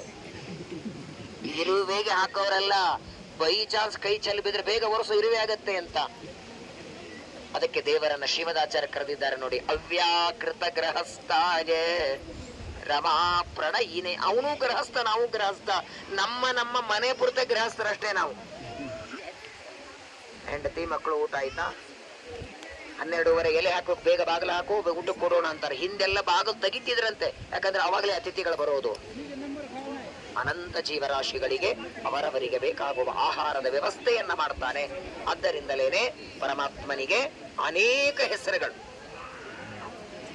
100 ನಾಮಗಳಿಂದ ವಿಷ್ಣು ಸಹಸ್ರನಾಮದಲ್ಲಿ ಪರಮಾತ್ಮನನ್ನು ಕರೀತಾರೆ. ಅಂತಹ ಭಗವಂತನ ಪರಮ ದಿವ್ಯವಾದ ಸನ್ನಿಧಾನ ಇರುವಂತಹ ಮುಕ್ತಿನಾಥ ಕ್ಷೇತ್ರಕ್ಕೆ ನೀವೆಲ್ಲ ಬಂದಿದ್ದೀರಿ. ದೇವಸ್ಥಾನಗಳು ತಮಿಳುನಾಡುವಲ್ಲಿ ಬೇರೆ ಇರುತ್ತೆ, ಮಹಾರಾಷ್ಟ್ರದ ದೇವಸ್ಥಾನಗಳು ಬೇರೆ. ಈ ನೇಪಾಳದ ಎಲ್ಲ ದೇವಸ್ಥಾನಗಳು ಹೀಗೆ ಇರೋದು. ನೇಪಾಳದ ದೇವಸ್ಥಾನಗಳೆಲ್ಲ ನೋಡಿದ್ದೀರಿ. ಇದೊಂದು ವಿಶಿಷ್ಟವಾದ ದೇವಸ್ಥಾನ. ನಾವು ವರ್ಷಕ್ಕೋ 2 ವರ್ಷಕ್ಕೋ ಒಂದ್ಸಲ ಬಂದು 3 ದಿನ ಇದ್ದು ಹೋಗಿ ಬಿಡ್ತೀವಿ. ಶತಮಾನ ಕಳೆದ್ರು ಇದೇ ಸ್ಥಳದಲ್ಲಿ, ಇದೇ ಕ್ಷೇತ್ರದಲ್ಲಿ ಇದ್ದು ತನ್ನಲ್ಲಿ ಬಂದವರಿಗೆಲ್ಲ ಅನುಗ್ರಹವನ್ನ ಮಾಡಿ ಮೋಕ್ಷದ ಮಾರ್ಗ ತೋರಿಸಿ ಮತ್ತೆ ಸಂಸಾರಕ್ಕೆ ಬರದೇ ಇರೋ ಹಾಗೆ ಅನುಗ್ರಹವನ್ನ ಮಾಡುವುದಕ್ಕಾಗಿ ಪರಮಾತ್ಮ ಇಲ್ಲಿ ಸನ್ನಿಹಿತನಾಗಿದ್ದಾನೆ. ಅಂತಹ ಶಾಲಿಗ್ರಾಮ ರೂಪದಲ್ಲಿ ಇರುವ ಭಗವಂತನ ಸನ್ನಿಧಾನಕ್ಕೆ ಅದೆಷ್ಟು ಪುಣ್ಯಗಳಿಂದ ಬಂದಿದ್ದೇವೆ. ಒಬ್ಬರ ಆಚಾರನ ಮನೆಗೆ ಬರಬೇಕು ಅಂದ್ರೆ ಅಯ್ಯೋ ಎಷ್ಟು ಜನ್ಮದ ಪುಣ್ಯನೋ ಗೊತ್ತಿಲ್ಲ. ಇವತ್ತು ಆಚಾರ ಮನೆಗೆ ಬಂದ್ರು ಅಂತೀವಿ. ದೇವರೇ ಓಡಾಡಿದ, ಬ್ರಹ್ಮಾದಿ ದೇವತೆಗಳೆಲ್ಲ ಬಂದು ಓಡಾಡಿದ ಪರಮ ದಿವ್ಯವಾದ ಈ ಕ್ಷೇತ್ರದಲ್ಲಿ ಬರೋದಲ್ಲದೆ ನನಗೊಂದು ಆಶ್ಚರ್ಯ. ನಾನು ನಿನ್ನೆ ಒಂದೆರಡು ಮಾತಾಡ್ತಿದ್ದೆ. ಇಷ್ಟು ಜನರಲ್ಲಿ ಪ್ರಾಯ ಎಲ್ಲ ಕುಂಡಗಳ ಸ್ನಾನ ಒಂದು 3-4 ಜನ ಮಾಡಿದ್ರೆ ಹೆಚ್ಚು ಅಂತ ನಾನು ಅನ್ಕೊಂಡಿದ್ದೆ. ನಿನ್ನೆಯ ಪರಿಸ್ಥಿತಿ ನಿಮ್ಮನ್ನೆಲ್ಲ ನೋಡಿದ್ರೆ ಸೇಟ್ರ್ ತೆಗಿಲಿಕ್ಕೆ ರೆಡಿ ಇಲ್ಲ, ಇವರೆಲ್ಲಿ ಅಲ್ಲಿವರೆಗೆ ಬಂದು ಮಾಡ್ತಾರೆ ಅಂತ. ಈಗ ನೋಡಿದ್ರೆ ಒಂದು 3 ಜನ ಬಿಟ್ಟಾರೇನೋ ಅನಿಸ್ತದಷ್ಟೇ. ಇದೇ ನೋಡಿ ದೇವರ ಅನುಗ್ರಹ ಅಂತಾರಲ್ಲ. ಇಷ್ಟು ತಣ್ಣಗೆ ನಿಮ್ಮ ಮನೆಯಲ್ಲಿ ಒಂದಿನ ಮಾಡಿದ್ದೀರಾ? ಆ ಮಣ್ಣಿನ ಗುಣ ಅಂತಾರೆ ಇದಕ್ಕೆ. ಇದು ನೋಡಿಬೇಕಾದ್ರೆ ಮನೆಯಲ್ಲಿ ಒಂದು 5-6 ಒಂದು 10 ಹೆಜ್ಜೆ ಹಾಕಿದ್ರು ಕಾಲು ನೋವಾಗತ್ತೆ. 100 ಬಾವುಟಿಗೆ ಏರು ಬಂದಾರ ಇಲ್ಲೆಲ್ಲರೂ. ಕೆಲವರು ಆಗದೆ ಇದ್ದವ್ರು ಬಿಡಿ. ಕ್ಷೇತ್ರದ ಒಂದು ಮಹಿಮಾ ಅಂದ್ರೆ ಯಾವುದನ್ನ ನಮ್ಮ ಊರುಗಳಲ್ಲಿ ಇದು ಅಸಾಧ್ಯ, ನಮ್ಮಿಂದ ಆಗೋದೇ ಇಲ್ಲ ಅಂತೀವಿ, ಅದನ್ನು ದೇವರಲ್ಲಿ ಮಾಡಿಸ್ತಾ. ನೀವು ಊಹೆನೂ ಮಾಡಿರ್ಲಿಲ್ಲ, ಬೇಕಾದ್ರೆ ಇದೇ ಇಷ್ಟೇ ತಣ್ಣೀರು ನಿಮ್ಮ ಮನೆಗೆ ತಂದು ಕೊಡ್ತೇನೆ, ಮಾಡ್ತೀರ ಒಂದು ಬಕೆಟ್? ಇಲ್ಲ, ರೂಮಲ್ಲೇ ಮಾಡಲ್ಲ. ಹಾ, ಇನ್ನು ಬಿಸಿನೀರು ಬೇಕಾ, ಒಲೆ ಹೊತ್ತಿಸಿದ್ದೀರಾ ಅಂತ ಕೇಳ್ತಾರೆ. ಹಾಗಾಗಿ ಆ ಕ್ಷೇತ್ರದ ಮಹಿಮಾ, ಕ್ಷೇತ್ರದಲ್ಲಿರುವ ದೇವರ ಮಹಿಮಾ, ಇದೊಂದು ಭಗವಂತನ ಕಾರುಣ್ಯ. ವಿಶೇಷವಾಗಿ ದೇವರ ಅನುಗ್ರಹವನ್ನ ಮಾಡಿದ್ದಾನೆ. ಇವತ್ತು ಮುಕ್ತಿನಾಥನ ದರ್ಶನವನ್ನ ಮಾಡಿಕೊಂಡಿದ್ದೀರಿ, ಮುಕ್ತಿನಾಥನಿಗೆ ಪ್ರದಕ್ಷಿಣೆ ಹಾಕಿದ್ದೀರಿ. ನಾಳೆ ದಿನ ಬಹಳ ದೊಡ್ಡ ಕೆಲಸ, ಮೋಕ್ಷ ಕೊಡೋದಕ್ಕಾಗಿ ಇದ್ದದ್ದರಿಂದ ಆ ಮುಕ್ತಿನಾಥನ ಸನ್ನಿಧಾನದಲ್ಲಿ ಸಮಸ್ತ ಪಿತೃಗಳ ಶ್ರಾದ್ದದ ಕಾರ್ಯಕ್ರಮ ಬಹಳ ದೊಡ್ಡದದು. ಯಾವನು ಎದ ಕೂತಿದ್ದಾನೆ ಅವನ ಸನ್ನಿಧಾನದಲ್ಲಿ ಆ ಕಾರ್ಯಕ್ರಮ ನಡೀತಾ ಇದೆ ನಾಳೆ ದಿನ. ಯಾಕಂದ್ರೆ ಶ್ರಾದ್ದದ ಬಗ್ಗೆ ನಾಳೆ ಹೇಳಿಬಿಟ್ರೆ ಶ್ರಾದ್ದ ಮುಗಿದೋಗ್ಬಿಟ್ಟಿರ್ತದೆ. ಅದರ ಬಗ್ಗೆ ಇವತ್ತು ಗೊತ್ತಾದ್ರೆ ನಾಳೆ ಮಾಡುವಾಗ ನಿಮ್ಗೆ ಆ ತಲೆಯಲ್ಲಿ ಬರಲಿ. ಎಲ್ಲ ತಂದೆ ತಾಯಿಗಳು ತಮ್ಮ ಮಕ್ಕಳಿಂದ ಅಪೇಕ್ಷೆ ಪಡೋದೆ ಮೂರಂತೆ: ಜೀವತೋ ವಾಕ್ಯಕರಣಾತ್, ಪ್ರತ್ಯಬ್ಧಂ ಭೂರಿ ಭೋಜನಾತ್, ಗಯಾಯಾಂ ಪಿಂಡದಾನಾಚ್ಚ ತ್ರಿಭಿ ಪುತ್ರಸ್ಯ ಪುತ್ರತಾ. ಪ್ರಾಯ ಅಕಸ್ಮಾತ್ ನಿಮ್ ಪಿತೃಗಳು ಯಾವ ಲೋಕದಲ್ಲಿದ್ದಾರೆ ಅಂತ ನಿಮಗೆ ಇಲ್ಲಿ ಕೂತಲ್ಲಿ ಕಾಣಿಸ್ತಿದ್ರೆ ಅವ್ರು ಕುಣಿತಿರ್ತಾರೆ ನೋಡಿ. ಮನುಷ್ಯ ಕುಣಿಲಿಕ್ಕೆ ಯಾವಾಗ ಶುರು ಮಾಡ್ತಾನೆ? ಬರೀ ಖುಷಿ ಅಲ್ಲ, ಅತಿ ಹೆಚ್ಚು ಆನಂದ ಆದ. ನಿಮ್ಮ ಪಿತೃಗಳಿಗೆ ಮೊದಲನೇ ಆನಂದ ಯಾವಾಗ ಆಗಿತ್ತು ಅಂದ್ರೆ ನೇಪಾಳ ಯಾತ್ರೆ ಮಾಡ್ತೇನೆ ಅಂತ ನೀವು ಅಂದಾಗ. ಏನೋ ಮಧ್ಯದಲ್ಲಿ ಹೋಗೋದು ಬೇಡ, ವಾರ ನಡೀತಿದೆ, ಕ್ಯಾನ್ಸಲ್ ಮಾಡ್ಕೊಂಡಾಗ ಸ್ವಲ್ಪ ಅವ್ರಿಗೆ ದುಃಖ ಆಗಿತ್ತು.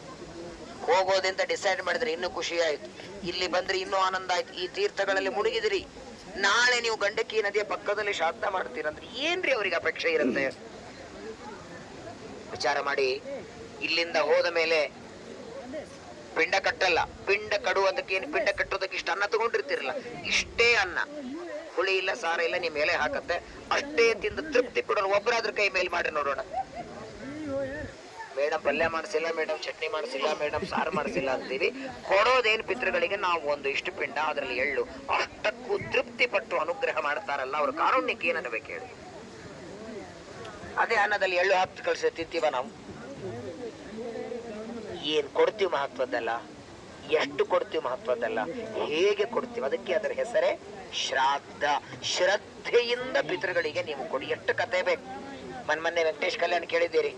ಆ ವೆಂಕಟೇಶ್ ಕಲ್ಯಾಣದಲ್ಲಿ ಮಾಧವ ಬರ್ತಾನಲ್ಲ, ಚಾಂಡಾಲ ಕನ್ಯೆಯ ಸಂಪರ್ಕದಲ್ಲಿ ಪಾಪ ಮಾಡಿ, ಮಾಂಸ ಭಕ್ಷಣ ಮಾಡಿ, ಮದ್ಯಪಾನ ಮಾಡಿ, ಅದೇ ಮಾಧವ ಮುಂದಿನ ಜನ್ಮದಲ್ಲಿ ಆಕಾಶರಾಜನಾಗಿ ಶ್ರೀನಿವಾಸನಿಗೆ ಮಾವನಾದ. ಒಂದು ಕಾಲದಲ್ಲಿ ಮಾಂಸ ಭಕ್ಷಣೆ ಮಾಡಿದವ ಮುಂದಿನ ಜನ್ಮದಲ್ಲೇನೆ ಆಕಾಶರಾಜನಾದ. ಅದಕ್ಕೆ ಕಾರಣ ಏನು ಅಂದ್ರೆ ಕಪಿಲ ತೀರ್ಥದಲ್ಲಿ ಶ್ರಾದ್ದ ಮಾಡಿದ್ದು.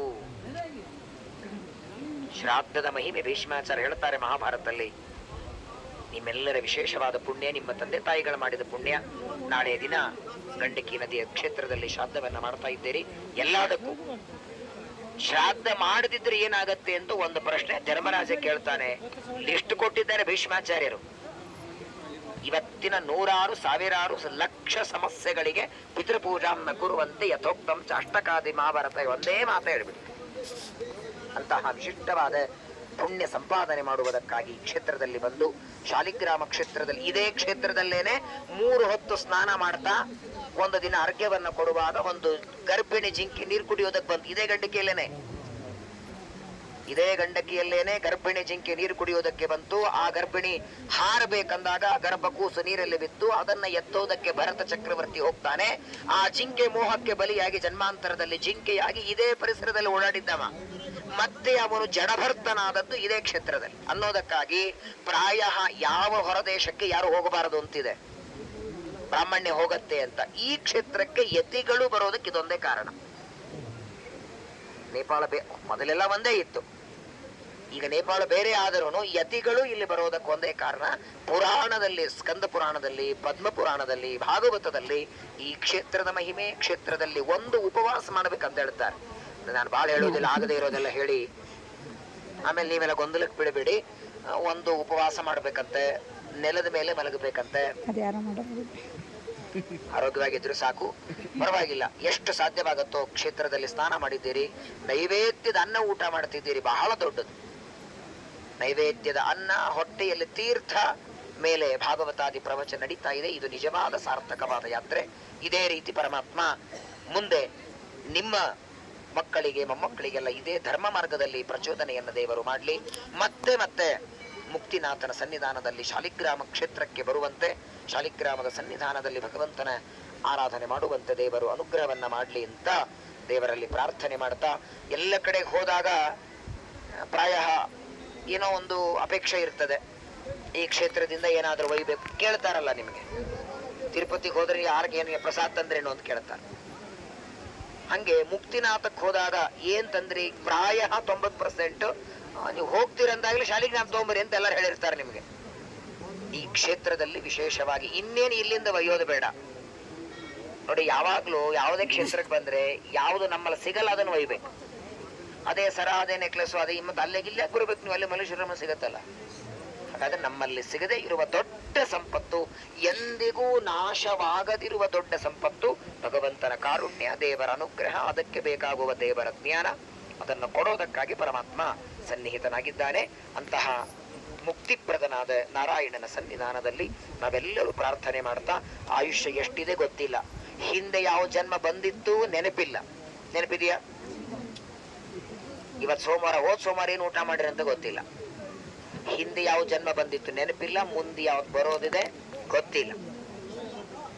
ಹಾಗಾಗಿ ಇರುವ ಜನ್ಮ ಆಯುಷ್ಯ ಸಾರ್ಥಕ ಮಾಡಿ ಇದೇ ರೀತಿ ಜ್ಞಾನಿಗಳ ಸಜ್ಜನರ ಜೊತೆ ಯಾತ್ರೆ ಮಾಡುವಂತೆ, ನಿನ್ನ ನಾಮಸ್ಮರಣೆ ಮಾಡುವಂತೆ, ನಿನ್ನ ತೀರ್ಥವನ್ನ ಪಾನ ಮಾಡುವಂತೆ, ನಿನ್ನ ಅನುಗ್ರಹಕ್ಕಾಗಿ ಈ ಶರೀರವನ್ನ ಕೊಟ್ಟಿದ್ದಿ. ಇದನ್ನ ಒಳ್ಳೆಯದಕ್ಕೆ ಬಳಸೋದಕ್ಕೆ ನೀನೇ ಅನುಗ್ರಹ ಮಾಡು. ಒಂದು 300 ರೂಪಾಯಿನೋ ಅಥವಾ 200 ರೂಪಾಯಿದೊಂದು ತಾಮ್ರ ತಂಗಿ ಒಬ್ಬರೇ ಆಚಾರ್ಯಕ್ಕೆ ದಾನ ಕೊಡ್ಬೇಕಾದ್ರೆ, ತಾಮ್ರದ ಬೆಳ್ಳಿದ್ ಬೇಡ, ಬೆಳ್ಳಿದೆಲ್ಲ ಬಹಳ ಮೂಲೆ ಹೋಗಿದೆ, ಒಂದು ತಾಮ್ರ ತಮಗೆ ದಾನ ಕೊಡುವಾಗ ನಿಮ್ ಮನಸ್ಸಲ್ಲಿ ಏನ್ ಅಪೇಕ್ಷೆ ಇರುತ್ತೆ ಹೇಳಿ? ಈ ತಂಬಿಗೆಯನ್ನ ಸದ್ವಿನಿಯೋಗ ಮಾಡ್ಲಿ, ಒಳ್ಳೆಯದಕ್ಕೆ ಬಳಸ್ಲಿ. ಆ ಕೊಡುವಾಗ್ಲೇ ಹೇಳ್ತೀರಿ ಆಚಾರ್ಯಗೆ, ಆಚಾರ್ಯ ಇದನ್ನ ಪೂಜೆಗೆ ಬಳಸ್ಬೇಕು, ಅಭಿಷೇಕ ಬಳಸ್ಬೇಕು ಅಂತ ಕೊಡುವಾಗ ಒಮ್ಮೆ ಹೇಳ್ತೀರಿ. ಆ ತಂಬಿಗೆ ತಗೊಂಡು ಆಚಾರ ಹೋಗುವಾಗ ಆಚಾರ ಮತ್ತೆ ತಂಬಿಗೆ ದಾನ ಅದಕ್ಕೆ ಬಳಸ್ಬೇಕು ನೀವು ಅಂತ. ಅವ್ರ ಮನೆಗೊಂದು ಫೋನ್ ಮಾಡ್ತೀರಿ, ನಾನ್ ನೀನ್ ತಂಬಿಗೆ ಕೊಟ್ಟವ್ರು ಅಭಿಷೇಕಕ್ಕೆ ಬಳಸ್ತಿದ್ದೀರಾ? ನೀವ್ ಹೇಳೋದ್ ನೋಡಿ ರಿಟರ್ನ್ ತಂದು ಕೊಡ್ಬೇಕು ನಿಮಗೆ ಅವರು. ತಪ್ಪಲ್ಲ.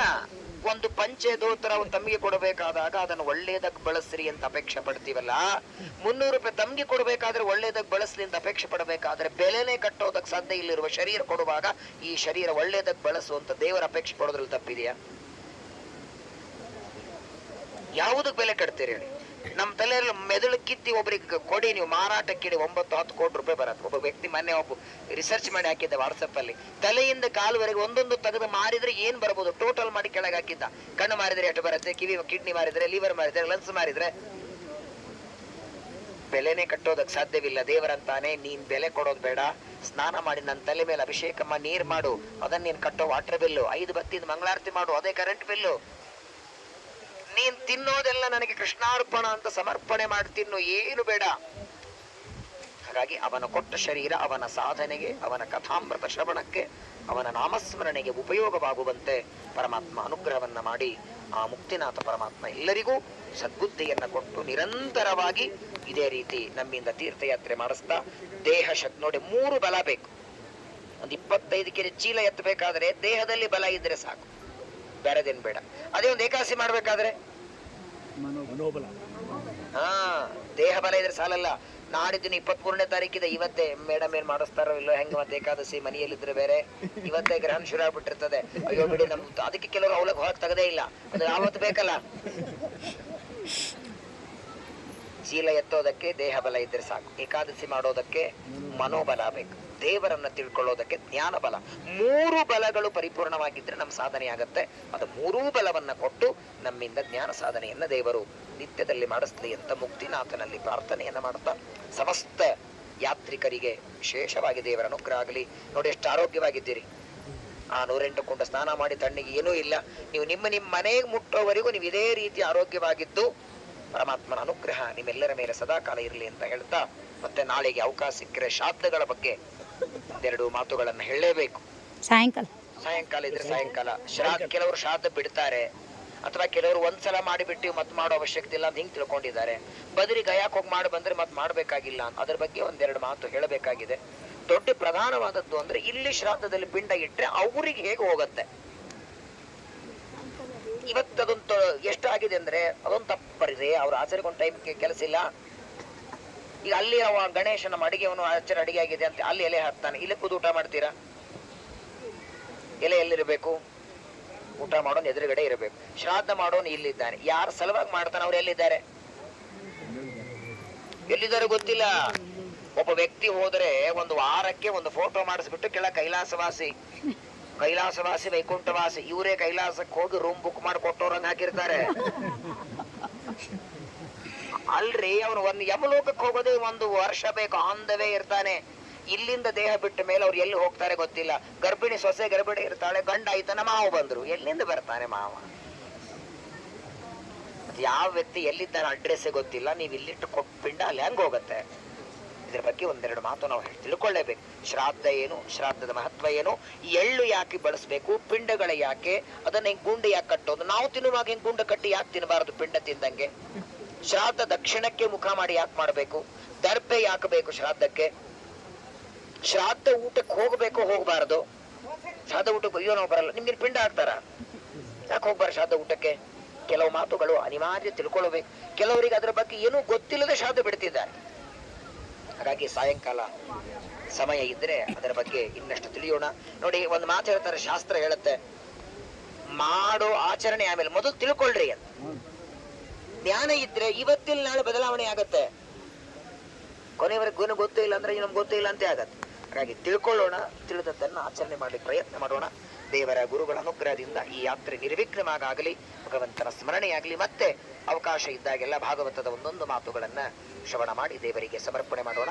ಈಗ ನೋಡಿ, ನಾವು ಇಲ್ಲಿವರೆಗೆ ಬಂದದ್ದು, ಸ್ನಾನ ಮಾಡಿದ್ದು, ದರ್ಶನ ಮಾಡಿಕೊಂಡದ್ದು, ಇದೆಲ್ಲ ದೇವರಿಗೆ ಸಮರ್ಪಣೆ ಮಾಡಬೇಕಲ್ಲ, ಬೇಡವಾ? ದೊಡ್ಡ ಪತ್ರ ಬರೆದ್ರು ಕೊನೆಗೆ ಅಡ್ರೆಸ್ ಬರಿಬೇಕಲ್ಲ. ಹಾಗಾಗಿ ಇದೆಲ್ಲವನ್ನ ದೇವರಿಗೆ ಸಮರ್ಪಣೆ ಮಾಡೋಣ.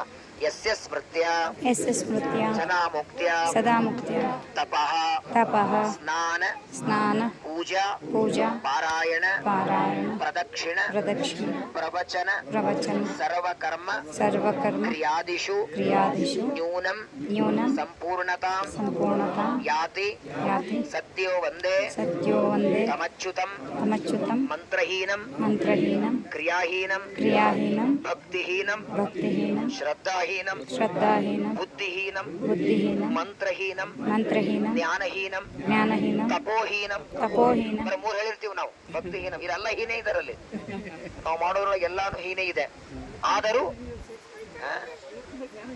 ಸೇರಿಸ್ಕೊಳ್ಳೇಬೇಕು. 100 ನಮ್ಮ ಜ್ಞಾನವೀನ ಸೋಮೋಮುಡಿ ಬಂದ್ಬಿಡ್ತೀವಿ.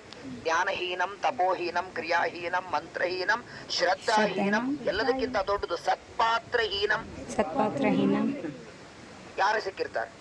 ಆದರೂ ಎಲ್ಲವನ್ನು ಯತ್ಕೃತಂತು ಮಯಾ ದೇವ ಪರಿಪೂರ್ಣಂ ಅನೇನ ಮುಕ್ತಿನಾಥ ಶಾಲಿಗ್ರಾಮ ಕ್ಷೇತ್ರೇ ಮಯಾ ಕೃತೇನ ಸ್ನಾನ ಪ್ರದಕ್ಷಿಣ ನಮಸ್ಕಾರ ಪೂಜಾ ಪ್ರವಚನ ಪಾರಾಯಣೇನ ಭಗವಾನ್ ಭಾರತೀ ರಮಣ ಮುಖ್ಯ ಪ್ರಾಣಾಂತರ್ಗತ ವೈಶಾಖ ಮಾಸ ನಿಯಾಮಕ ಮಧುಸೂದನ ಅಭಿನ್ನ ಕ್ಷೇತ್ರಮೂರ್ತಿ ಮುಕ್ತಿನಾಥ ಪ್ರಿಯತಾಂ ಪ್ರೀತೋ ಶ್ರೀಕೃಷ್ಣಾರ್ಪಣಮಸ್ತು. ಅಕ್ಷಯಂ ಯನ್ಮಯಸ್ಮಿನ್ ಪರೇ ಕಲ್ಪಿತಂ ಅಕ್ಷಯಂ ಯಾಂತಿ ದುಃಖಾನಿ ಯನ್ನಾಮತಃ ಅಕ್ಷರೋ ಯೋಜನಃ ಸರ್ವದೈವಾಮೃತಃ ಉಕ್ಷಿಗಂ ಯಸ್ಯ ವಿಶ್ವಂ ಸದಾ ಜಾದಿಕಂ ಪ್ರೀಣಯಾಮೋ ವಾಸುದೇವಂ ದೇವತಾಮಂಡಲಾಖಂಡಮಂಡನಂ ಪ್ರೀಣಯಾಮೋ ವಾಸುದೇವಂ ಪ್ರೀಣಯಾಮೋ ವಾಸುದೇವಂ. ಕೊನೆಯದಾಗಿ ಎಲ್ಲರೂ ಒಂದು ಪ್ರಾರ್ಥನೆ ಮಾಡಿ. ಯಾವಾಗಲೇ ದೇವರ ಮುಂದೆ ಬನ್ನಿ. ಇಲ್ಲೆಲ್ಲ ಉಡುಪಿಗೆ ಹೋಗ್ರಿ, ಬದರಿಗೆ ಹೋಗ್ರಿ, ಶ್ರೀರಂಗಕ್ಕೆ ಹೋಗ್ರಿ, ನಮ್ಮ ಭರತಖಂಡದಲ್ಲಿ ಯಾವುದೇ ದೇವರ ಹತ್ರ ಹೋದಾಗ ಬೇಡೋದು ಮಾಡಬೇಡ್ರಿ. ಇವತ್ತಿನವರೆಗೆ ಬೇಡಿದ್ರೆ ಇನ್ಮೇಲೆ ಒಂದು ಹೊಸದು ಮಾಡಿ. ಯಾವುದೇ ದೇವರ ಹತ್ರ ಹೋದಾಗ ಇವತ್ತಿನವರೆಗೆ ಏನು ಕೊಟ್ಟಾನ ಒಪ್ಪಿಸಿ ನೋಡ್ರಿ ಒಂದ್ಸಲ, ಸಾಕಿ ಇವತ್ತು ಬೇಡೋದು. ಇನ್ನು ಮೇಲೆ ಒಪ್ಪಿಸಿ ನೋಡಿ. ನೂರಾರು ಸಾವಿರಾರು ರೋಗಗಳಿಂದ ಹಾಸ್ಪಿಟಲ್ ಒಳಗೆ ಬಿದ್ದಿರ್ತಾರೆ. ಯಾರಿಗೂ ಎಲ್ಲೋ ಪೈಪ್ ಹಾಕ್ತಾರೆ, ಜೇಟಾಗಿ ಏನೋ ಹಾಕ್ತಿರ್ತಾರೆ. ಇಲ್ಲೇ ನೋಡಿದ್ರು ಇಲ್ಲೋ ಬಾವುಟಿಗೆ ಏರಿ ಬರುವಾಗ ಹತ್ತು ಅಲ್ಲೆಲ್ಲಿ ಬೀಳ್ತಾ ನಿಂತಿದ್ರು ಇಲ್ಲೋ. ಎಷ್ಟೋ ಜನರಿಗೆ ಊಟಕ್ಕೆ ಅನ್ನ ಇಲ್ಲ, ಉಡೋದಕ್ಕೆ ಬಟ್ಟೆ ಇಲ್ಲ, ಎಲ್ಲ ಕೊಟ್ಟು ಆರೋಗ್ಯವಾಗಿಟ್ಟು ಉಂಡದ್ದನ್ನ ಜೀರ್ಣ ಮಾಡಿ ಎಷ್ಟು ದೊಡ್ಡ ಆರೋಗ್ಯವಾಗಿಟ್ಟಿದ್ದೆ ಸ್ವಾಮಿ ಅಂತ ಒಂದಿನ ಆದ್ರೆ ನೆನಪಾಗಿದೆಯಾ? ಹೋಗಿ ಬನ್ನಿ ಅಪೋಲೋ ಹಾಸ್ಪಿಟಲ್ಗೆ, ದೊಡ್ಡ ದೊಡ್ಡ ಹಾಸ್ಪಿಟಲ್ಗಳಿಗೆ ನೂರಾರು ಪೇಷಂಟ್ಗಳನ್ನು ನೋಡಿ ಎಷ್ಟು ಕಾರುಣ್ಯ ಇಟ್ಟಿದ್ದಾನೆ. ಒಬ್ಬರಾದ್ರ ಕೈ ಮೇಲ್ ಮಾಡಿ ಹೇಳಿ, ತಾಯಿಯ ಗರ್ಭದಲ್ಲಿ ಒಂದು ಮಗು ಬರುವಾಗ ತಲೆ ಇಲ್ಲೇ ಇರಬೇಕು, ಕಣ್ಣು ಇಲ್ಲೇ ಇರಬೇಕು, ಮೂಗಿಲ್ಲೇ, ಕಿಡ್ನಿ ಇಲ್ಲೇ, ಯಾರಾದ್ರೂ ಅಪ್ಲಿಕೇಶನ್ ಕೊಟ್ಟಿದ್ರಾ? ಇಷ್ಟೇ ನರ, ಇಷ್ಟೇ ನರ ನಾಡಿಗಳು, ಇಷ್ಟೇ ಕೂದಲು ಬೇಕು, ಯಾರು ಬೇಡಿದ್ರೆ ಹೇಳಿ? ಬೇಡದೆ ಕೊಟ್ಟಿಲ್ವ ದೇವರು? 30-40ಕ್ಕೇನೆ ಸೊಂಟ ಹಿಡಿದು ಮನೆಯಲ್ಲಿ ಬಿದ್ದವರಿದ್ದಾರೆ. 80 ವರ್ಷ ಆದ್ರೂ ನಮ್ಮ ಮುಕ್ತಿನಾಥ ಕರ್ಕೊಂಬಂದು 108 ಸ್ನಾನ ಮಾಡಿಸಿದೆ. ನಿನ್ನ ಒಲುಮೆಯಿಂದ ನೆನಪು ಮಾಡ್ಕೊಳ್ಳಿ ಸಾಕು, ಎನ್ನ ಪುಣ್ಯಗಳಿಂದ ಈ ಪರಿ ಉಂಟೇನೋ, ನಿನ್ನದೇ ಸಕಲ ಸಂಪತ್ತು. ನಾನು ಬಂದದ್ದು, ಸ್ನಾನ ಮಾಡಿದ್ದು ಎಲ್ಲ ನಿನ್ನ ಸಂಪತ್ತು, ನಿನ್ನ ಅನುಗ್ರಹ. ನಂದೇನೂ ಇಲ್ಲ, ನಮ್ದೇನೂ ಇಲ್ಲ, ನಂದೇನದು ಸ್ವಾಮಿ, ನಿಂದೇ ಎಲ್ಲ. ಹಾಗಾಗಿ ದೇವರಲ್ಲಿ ನೀನು ಮಾಡಿಸಿದ್ದೆ, ನೀನೇ ಮಾಡು ಅಂತ ನಾವೆಲ್ಲರೂ ಸೇರಿ ಪ್ರಾರ್ಥನೆ ಮಾಡೋಣ. ಸಪ್ರಿಯತಾಂ ಸಪ್ರಿಯತಾಂ ಪರತಮಃ ಪರತಮಃ ಪರಮಾದನಂತಃ ಪರಮಾದನಂತಃ ಸಂತಾರಕಃ ಸಂತಾರಕಃ ಸತತ ಸತತ ಸಂಸ್ರತಿ ಸಂಸ್ರತಿ ದುಸ್ತರಾರಣ ದುಸ್ತಾರಣ ಯತ್ಪಾದ ಪದ್ಮ ಯತ್ಪಾದ ಪದ್ಮ ಮಕರಂದ ಮಕರಂದ ಜುಷಾಹಿ ಪಾರ್ಥಾಃ ಜುಷಾಹಿ ಪಾರ್ಥಾಃ ಸ್ವರಾಜ್ಯಮಾಪುಃ ಸ್ವರಾಜ್ಯಮಾಪುಃ ಉಭಯತ್ರ ಉಭಯತ್ರ ಸದಾ ವಿನೋದ. ಸದಾ ವಿನೋದ. ಈ ಶ್ಲೋಕದ ಸಣ್ಣ ಎರಡೇ ಮಾತು ಹೇಳಿ ಮುಗಿಸ್ತೇನೆ. ಪಾಂಡವರು ವನವಾಸದಲ್ಲಿದ್ರೂ ರಾಜರಾಗಿ ಮೆರೆದರು. ದುರ್ಯೋಧನ ರಾಜ್ಯದಲ್ಲಿದ್ರೂ ಯಾಕಾಯ್ತು ಹಾಗೆ ಹೇಳಿ? ಪಾಂಡವರ ಹತ್ರ ಸಂಪತ್ತಿಲ್ಲ, ಅರಣ್ಯದಲ್ಲಿದ್ರು ದೇವರ ಕಾರುಣ್ಯ ಇತ್ತು. ನೋಡಿ, ಎಲ್ಲಿವರೆಗೆ ದೇವರ ಅನುಗ್ರಹ ಇರುತ್ತೋ ನಾವು ಅಡವಿಯಲ್ಲಿದ್ದರೂ ರಾಜ ಆಗಿರಬಹುದು. ಸಣ್ಣ ಸಾಲ್ಯೋದನ್ನ ಬೆಣ್ಣೆ ಕಾಸಿದ ತುಪ್ಪ, ಚಿನ್ನದ ಹರಿವಾಣದಲ್ಲಿ ಭೋಜನ. ಯಾವಾಗ ನಿನ್ನ ಕರುಣೆ ಇದ್ರೆ, ಘನ್ನ ಮಹಿಮೆ ನಿನ್ನ ಕರುಣೆ ತಪ್ಪಿದರೆ ಕದನ್ನಕ್ಕೆ ಬಾಯಿ ಬಿಡಿಸುವೆ, ಇಟ್ಟಂಗೆ ಇರುವೇನು ಹರಿಯೇ. ಇಷ್ಟು ಕಾರುಣ್ಯ ನಮ್ಮ ಮೇಲೆ ದೇವರು ಮಾಡಿದ್ದಾನೆ, ಅನುಗ್ರಹವನ್ನ ಮಾಡ್ತಾ ಇದ್ದಾನೆ. ಅಂತಹ ಪಾಂಡವರು ಯಾವ ಭಗವಂತನ ಪಾದವನ್ನ ನಂಬಿ ಅರಣ್ಯದಲ್ಲಿ ಇಂದ್ರಪ್ರಸ್ಥ ಕಟ್ಟಿಕೊಂಡು ಲಕ್ಷ ಲಕ್ಷ ಜನರಿಗೆ ಅನ್ನದಾನ ಮಾಡಿದರು ಅಂತ. ಅಂತಹ ಭಗವಂತನ ಕಾರುಣ್ಯ ಇರಲಿ, ಅವನ ಅನುಗ್ರಹ ಇರಲಿ. ಕ್ಷಣ ಕ್ಷಣಕ್ಕೂ ಕಣ್ಣು ಚೆನ್ನಾಗಿ ಕಾಣಿಸ್ತಿದೆ ಸ್ವಾಮಿ ನಿನ್ನ ಅನುಗ್ರಹ, ಕಿವಿ ಚೆನ್ನಾಗಿದೆ ನಿನ್ನ ಅನುಗ್ರಹ, ಕಿಡ್ನಿ ಲಿವರು ಲಂಗ್ಸ್ ಹಾರ್ಟ್ ಚೆನ್ನಾಗಿದೆ ನಿನ್ನ ಅನುಗ್ರಹ ಅನ್ನೇ, ಏನು ಬೇಡ, ಇದು ನಿನ್ನದು, ನೀನು ಕೊಟ್ಟದ್ದು ಅಂತ ಒಂದು ನೆನೆಸ್ಕೊಂಡು ಒಂದು ನಮಸ್ಕಾರ ಮಾಡಿ ಸಾಕೆ ಸಾಕು. ಒಂದು ವಾರ ಬೆಂಗಳೂರಲ್ಲಿ ಒಬ್ಬರ ಮನೆಗೆ ನಾನು ಉಪನ್ಯಾಸಕ್ಕೆ ಹೋಗಿದ್ದೆ. ಮೊದಲನೇ ದಿನ ಒಬ್ಬ ವ್ಯಕ್ತಿ ಪ್ರವಚನಕ್ಕೆ ಬಂದಿದ್ರು. 2ನೇ ದಿನ ಅವ್ರು ಬರಲೇ ಇಲ್ಲ. 3ನೇ ದಿನ ಬರಲಿಲ್ಲ. 4ನೇ ದಿನ ಫೋನ್ ಮಾಡಿದೆ, ಯಾಕ್ರಿ ಬರಲಿಲ್ಲ ಪ್ರವಚನಕ್ಕೆ? ಆಚಾರ ನಮ್ಮ ಮನೆಗೆ ಬನ್ರಿ ಅಂದ್ರು. ಅವ್ರ ಮನೆಗೆ ಹೋಗಿದ್ದೆ. ಅವ್ರಿಗೊಂದು 4 ದಿವಸಕ್ಕೆ ಆಪರೇಷನ್, ಇಷ್ಟು ದೊಡ್ಡದು ಕೊಯ್ದಿದ್ದಾರೆ. ಜನಿವಾರ ಹಾಕದಂಗೆ ಕೊಯ್ದು ಆಪರೇಷನ್ ಆಯ್ತು. ಅದು ಏನೋ ಪಾಪ ಒಂದು ಕತೆ ಹೇಳಿದ್ರು. ಒಂದು 10 ನಿಮಿಷ ಮಾತಾಡ್ಬಿಟ್ಟು ಎಷ್ಟಾಯ್ತಲ್ಲ ಸುಮ್ಮನೆ ಕೇಳಿದೆ. 23 ಲಕ್ಷ ಅಂದ್ರು. ಇಲ್ಲಿಂದ ಒಂದು ನರ ತೆಗೆದು ಇಲ್ಲಿ ಕೀಲು ಮಾಡಿದ್ದಾರೆ ಅಂತ ಆಪರೇಷನ್. ನರ ಯಾರದು? ಡಾಕ್ಟರ್ದಲ್ಲ, ಆ ವ್ಯಕ್ತಿ ಇದೆ. ಇಲ್ಲಿಂದ ತೆಗೆದು ಇಲ್ಲಿ ಜೇಂಟ್ ಮಾಡೋದಕ್ಕೆ 23 ಲಕ್ಷ. ಮತ್ ನರ ಕೊಟ್ಟವನಿಗೆ ಎಷ್ಟು ಲಕ್ಷ ಕೊಡ್ಬೇಕು ಹೇಳಿ? ಅವನ ಕಡೆ ಲಕ್ಷ ಕೊಡ್ಬೇಕಷ್ಟೇ. ಅವ ಅಂತ ನನ್ನ ಕಡೆ ನೀ ಲಕ್ಷ ಕೊಡಯ್ಯ ಸಾಕು ಅಂತಾನೆ. ನಾನಿನ್ ಕೊಟ್ಟ ಶರೀರವನ್ನ ನನ್ನ ಸೇವೆಗೆ ಬಳಸು, ನೈವೇದ್ಯದ ಅನ್ನವನ್ನ ಊಟ ಮಾಡು, ನನ್ನ ಕಡೆಗೆ ಇಡು. ನಿನ್ನ ಕೊಟ್ಟ ಸಂಪತ್ತನ್ನ ಈ ರೀತಿ ತೀರ್ಥಯಾತ್ರೆ ಮಾಡ್ಕೊಂಡು ಸಾಧನ ಮಾಡ್ಕೊಂಡು ನೀ ಕೊಡೋ ದೊಡ್ಡ ಸಂಪತ್ತದು ನನಗೆ. ಹಾಗಾಗಿ ದೇವರ ಕಾರುಣ್ಯ ಅನಂತ ಅನಂತ ಉಪಕಾರ. ಎಷ್ಟು ದೇವರ ಅನುಗ್ರಹ ನೋಡಿ. ಇವಾಗಲೂ ದರ್ಶನಕ್ಕೆ ನಿಂತರೆ ಒಂದು ಅರ್ಧ ಗಂಟೆ 1 ಗಂಟೆ ನಿಂದಿರ್ಬೇಕು. ಎಷ್ಟು ಬೇಗ ನಮ್ಮ ಸ್ನಾನ ದರ್ಶನ ಎಲ್ಲ ಮುಗಿಸ್ಕೊಂಡು ನೀನನ್ನ ದರ್ಶನ ಮಾಡು, ಆಮೇಲೆ 2 ಮಾತು ಕಿವಿಗೆ ಹಾಕ್ತೀನಂತಾನ ದೇವರು. ಹಾಗಾಗಿ ಭಗವಂತನ ಅನುಗ್ರಹ. ಈಗ ತಲೆಗಾಗಿದೆ, ಅಲ್ಲಿ ಹೋದ್ಮೇಲೆ ಹೊಟ್ಟೆಗೆ ನೈವೇದ್ಯದ ಊಟ ಆಗತ್ತೆ. ಎಲ್ಲರೂ ನಿಮ್ ತಂದದ್ದು ಫಲಾರ ಮಾಡ್ಕೊಳ್ರಿ. ಅದೇ ಹೇಳ್ತೇನೆ, ಅವ್ರು ಮುಗಿಸ್ಲಿ ಆಚಾರ. ತುಂಬಾ ಕೂತ್ಕೊಳ್ಳಿ. ಮೊದಲನೇದು ನೇಪಾಳ ಯಾತ್ರೆ ತುಂಬಾ ಕಷ್ಟ. ಈಗ ಇನ್ನೂ ಸ್ವಲ್ಪ ತೆಗೆದು ಇದಾಗಿದೆ. ಯಾರು ಬಿದ್ದು ಗಿದ್ದು ಮಾಡ್ಕೋಬೇಡಿ, ನಿಧಾನ ನಡೀರಿ. ಮತ್ತೆ ಮಧ್ಯದಲ್ಲಿ ಈ ರೀತಿ ಪ್ರವಚನ, ಯಾಕಂದ್ರೆ ದೇವರಿಗೆ ಸೇರೋದೇ ಜ್ಞಾನ ಕಾರ್ಯ. ಮಧ್ಯದಲ್ಲಿ ಪ್ರವಚನ, ಆಯಾ ಕ್ಷೇತ್ರಗಳ ಮಹಿಮೆ, ಶ್ರಾದ್ದದ ಮಹಿಮೆಯನ್ನ ಕೇಳ್ತಾ ಈ ಯಾತ್ರೆಯನ್ನ ಪೂರ್ಣವಾಗಿ ಧರ್ಮಮಯವಾಗಿ ಜ್ಞಾನಮಯವಾಗಿ ಯಾತ್ರೆಯನ್ನ ಮಾಡಿ ದೇವರಿಗೆ ನಾವೆಲ್ಲರೂ ಸಮರ್ಪಣೆಯನ್ನು ಮಾಡೋಣ. ಭಾರತೀಯ ರಮಣ ಮುಖ್ಯ ಪ್ರಾಣಾಂತರ್ಗತ ಕ್ಷೇತ್ರ ಮೂರ್ತಿ ಮುಕ್ತಿನಾಥ ಪ್ರಿಯತಾ ಪ್ರೀತೋ ಭವತು. ಶ್ರೀಕೃಷ್ಣಾರ್ಪಣಮಸ್ತು. ಮುಕ್ತಿನಾಥ ಭಗವಾನ ಕಿ ಗೋಪಾಲಕೃಷ್ಣ ಭಗವಾನ ಕಿ ಅಯೋಧ್ಯಾಪತೆ ಶ್ರೀರಾಮಚಂದ್ರ ಭಗವಾನ ಕಿ ತ್ರೈಲೋಕ್ಯಾಚಾರ್ಯ ಶ್ರೀಮದ್ ಆನಂದ ತೀರ್ಥ ಗುರು ಮಹಾರಾಜ ಕಿ ಟೀಕಾಕೃತ್ಪಾದ ಗುರು ಮಹಾರಾಜ ಕಿ ಸತ್ಯ ಪ್ರಮೋದ ತೀರ್ಥ ಗುರು ಮಹಾರಾಜ ಕಿ ಶ್ರೀ ಶ್ರೀ ಶ್ರೀ ಸತ್ಯಾತ್ಮ ತೀರ್ಥ ಗುರು ಮಹಾರಾಜ ಕಿ